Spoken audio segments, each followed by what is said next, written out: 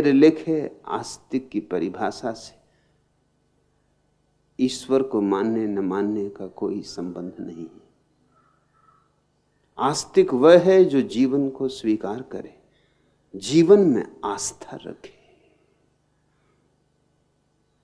जो जीवन का समग्र अंगीकार करे, आलिंगन करे, जो जीवन को कह सके हां, जिसके भीतर नहीं ना हो, वही आस्तिक है। इसलिए मैं बुद्ध को भी आस्तिक कहता हूं। उन्होंने ईश्वर को नहीं माना, आत्मा को भी नहीं माना, लेकिन फिर भी वो आस्तिक हैं। महावीर को आस्तिक कहता हूं, यद्यपि उन्होंने ईश्वर को नहीं माना। ईश्वर से आस्तिकता और नास्तिकता का संबंध छोड़ दो। यूं तो दुनिया में कितने लोग ईश्वर को मानने वाले, लेकिन आस्तिक कहां? अब हमें आस्तिक की कुछ नई गहराई खोजनी होगी। आस्तिक वह है जैसे इस जीवन में,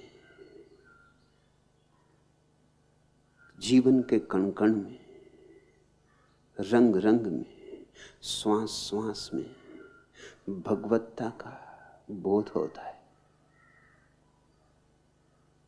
नहीं जाता मंदिर, नहीं जाता मस्जिद, जाए क्यों?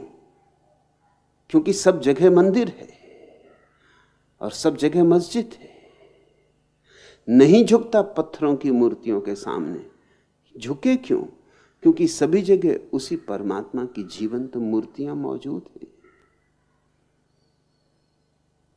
फूलों के सामने झुक लेता है, हरे वृक्षों के पास झुक लेता है, चांतारों के साथ नाच लेता है,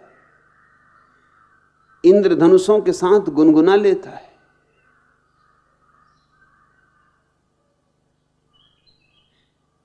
जीवन अपने समस्त रूपों में परम सत्य की अभिव्यक्ति है। इसके अतिरिक्त और कोई परमात्मा नहीं है। लेकिन सदियों से यह जहर कूट कूट कर तुम्हारे रग रेशे में भरा गया है कि ईश्वर है जीवन विरोधी। अगर ईश्वर को पाना है तो जीवन को इंकार कर देना होगा,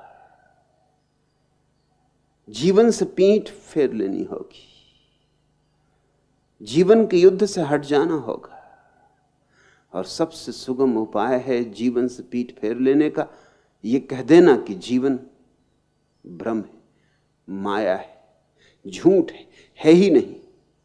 जब है ही नहीं तो पीठ तो करनी ही होगी।